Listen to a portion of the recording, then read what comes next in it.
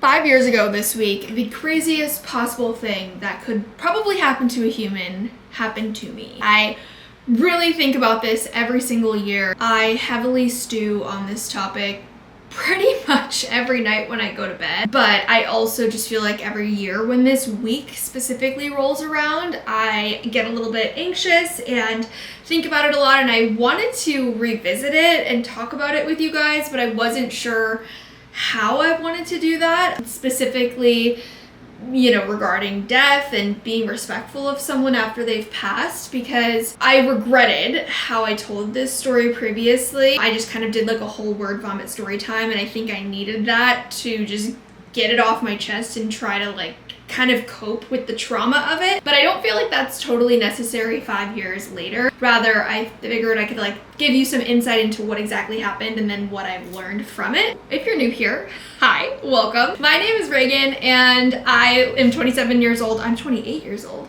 I'm about to turn 29 years old. I'm 28 years old and I live in Los Angeles. I work in digital marketing and I'm a full-time content creator. So this story took place when I was living in Sherman Oaks, which if you're unfamiliar with Los Angeles geography, it's known as the Valley. So I was living in the Valley and I lived by myself for, I think it was 7 years before my boyfriend and I, who have been together for 11 years, moved in together. So I've been living alone and I was living in a teeny tiny studio apartment. This studio apartment, for context, if you go on TikTok and type in Reagan Bailey apartment tour, I gave many tours of this original studio. It was less than 200 square feet. It used to be the leasing office of the building, and then they turned it into a studio and added basically a closet and a bathroom and called it a day. So it was incredibly small. It basically fit a queen bed, a dresser, a microwave. There wasn't even a kitchen. It was very tall, very tiny. The building was kind of like an old motel style. Basically, the way that it was laid out, I was kind of at the end of a rectangle shape like this, so I lived on the end here. Now, I was young when I moved to Los Angeles. I was 20 years old, and I had been living in this building for quite a while. And this happened in 2020, which was 5 years ago, so that would have made me around 23,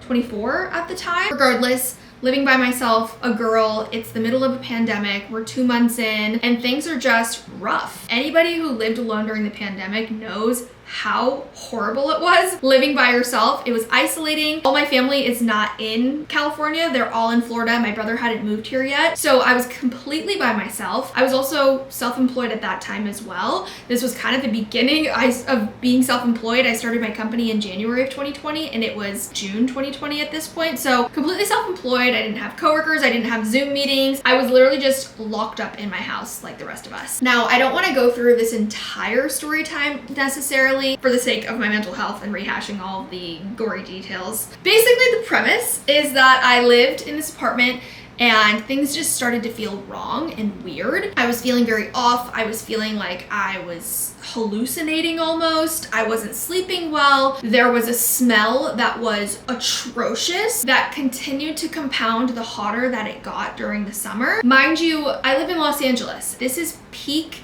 COVID, summertime. The George Floyd riots were happening as well, so the city was kind of just chaos. I remember there being army tanks on the streets because of all of the protests that were happening on Ventura Boulevard, in Santa Monica, all of the different locations. Everything was just bad. It was bad, bad, bad. If you remember, I know you were all there, so you remember it. Because I was alone, I felt like I was really getting in my head, like I was second guessing everything. Am I not sleeping enough? Am my stress levels too high? Am I not going on enough mental health walks? Am I not cleaning my groceries? Do I have COVID? I just was losing my mind. At the time, I can't remember if Matt and I were on a break or what it was, but we weren't seeing each other because it was COVID and he was living with roommates, so that also wasn't really an option for him to come by until later in the story. But sparing you some of the details here, and I'll give you a little trigger warning, we are going to be talking about death if you haven't picked up on that. The long story short is that this was a process that started in the beginning, I would say the end of May, very beginning of June, where I just knew in my body something was wrong, something was off, and I couldn't put my finger on it. And it got to the point where my intuition was speaking so strong that I felt like it was not only outwardly manifesting in my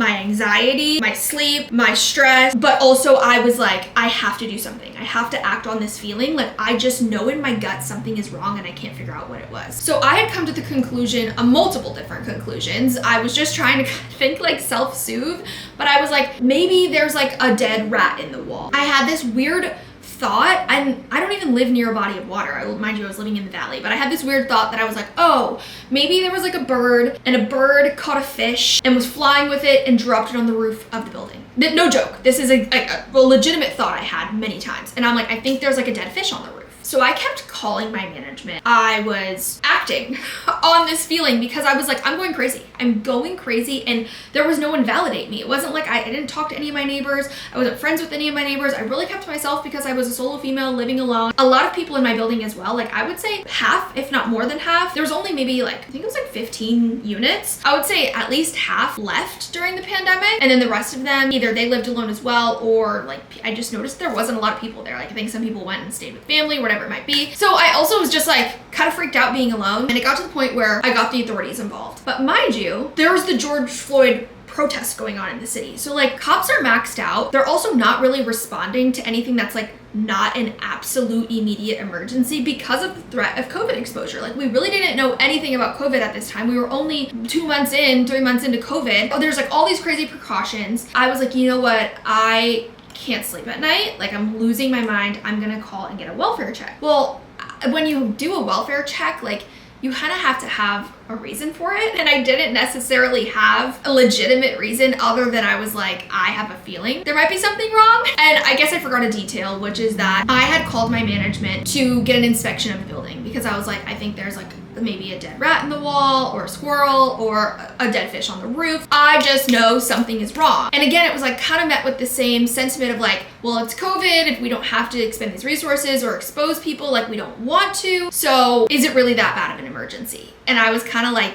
yes, question mark? Like I feel like it is. I also just didn't want to bother anybody and waste resources, and I was like then second guessing myself. And then, you know, I'm calling my family back home. Everybody was just kind of like, you know what, we're all stressed, we're all not sleeping, we're all like a little bit off, I'm sure it's fine. And I'm like, you know what, you're probably right. But it got to the point where I ended up, my management was like, we sent someone out to look at the building and there was nothing. And I'm like, I don't know. It wasn't sitting well with me. And so I decided to call police non-emergency line. And I was like, hey, this is gonna sound crazy, but like, can you do some welfare checks on my neighbors? Because I just have this weird feeling. And like, try calling the police and telling them you have a weird feeling. It's like a little bit awkward because they're like, can you give us something more? And I'm like, no. Other than like, I just know something is wrong. And obviously at this point, it was getting hotter in the summer. I was getting whiffs of this weird smell, which is why I thought it was like, oh, something in the wall or whatever. And you know, like if you've ever had like a squirrel in the attic or something, like you can hear like stuff. So I was like, I don't know, maybe there was, like I had heard something at some point, but then I don't know. It's like most of the people in the building had dogs as well. So I was like, oh, did someone abandon their dog when they like left town, or like a cat? Like I had come up with every possible scenario in my head to justify this intuition feeling I was having. And so the police had come out, and basically when they do welfare checks, at least this is what they told me their protocol was at the time with everything going on. They were like, we can knock on one door. Well, I also didn't realize when you call for a welfare check, like it's a whole production, and I felt so terrible about this. But like they brought the ambulance, they had the stretcher, they had all sorts of people there, and I'm like, oh gosh, this is like a whole thing, and I feel like I'm making a scene. They knock on one of my neighbor's doors, he immediately answers, and he's obviously like, what the heck's going on? And I'm like, sorry. And then I just feel crazy because I'm like, oh my gosh, like now I'm just causing a disturbance in the building. My management is like, why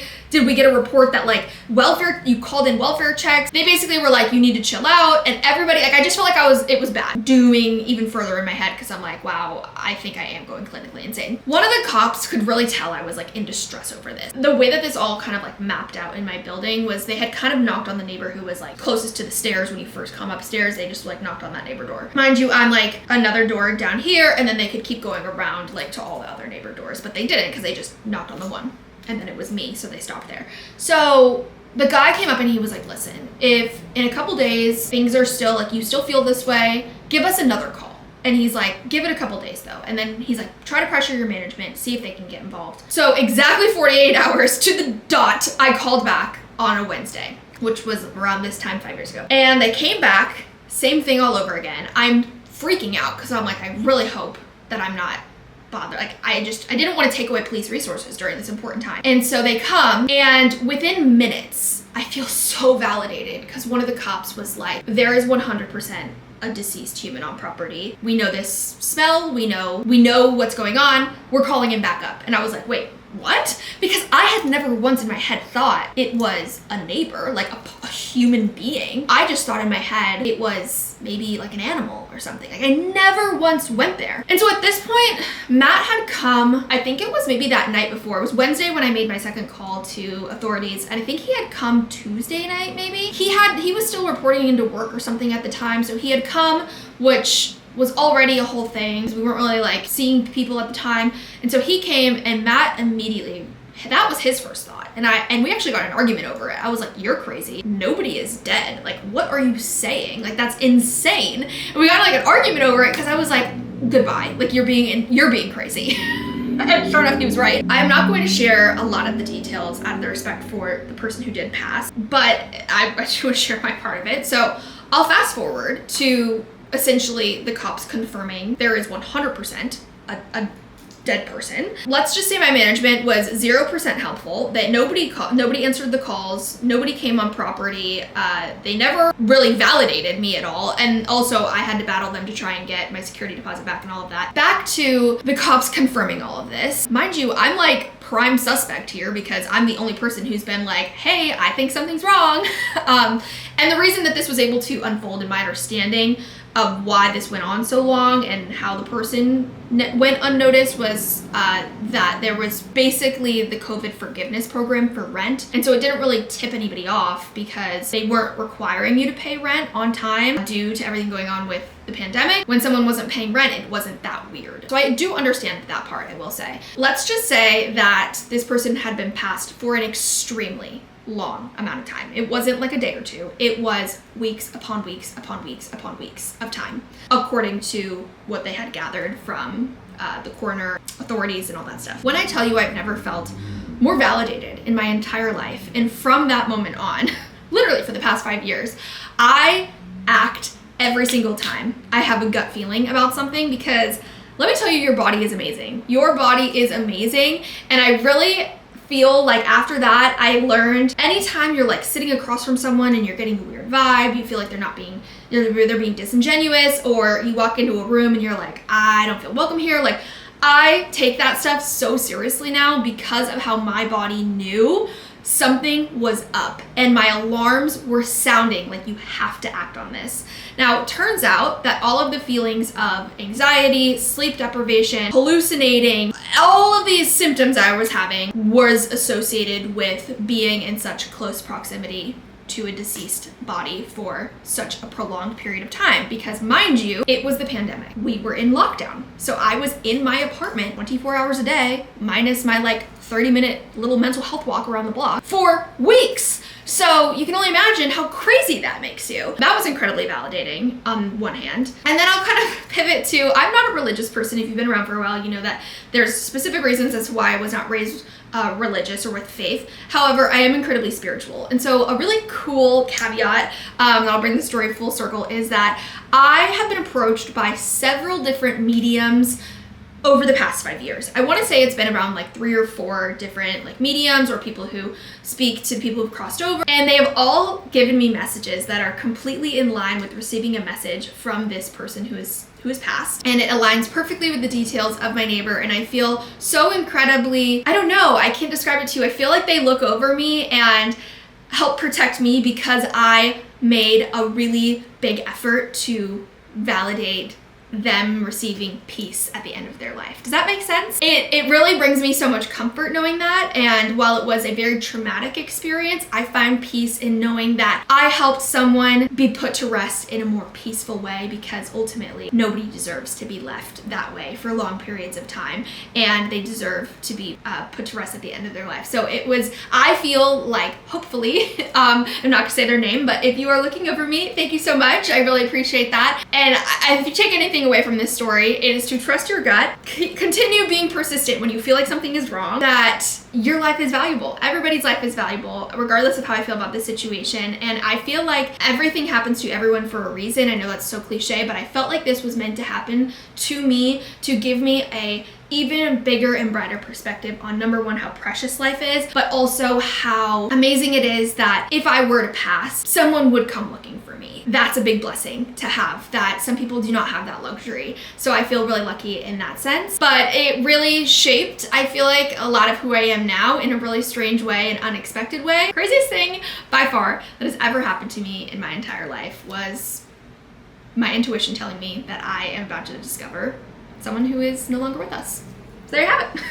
Absolutely nuts. I can't believe it's been 5 years. If you made it this far, go ahead and drop a pizza emoji in the comments so I can say hi to you. Let me know if you've been here for a while, if you're new here, and if you have any requests for any upcoming content, and I will see you on the next one. Bye guys.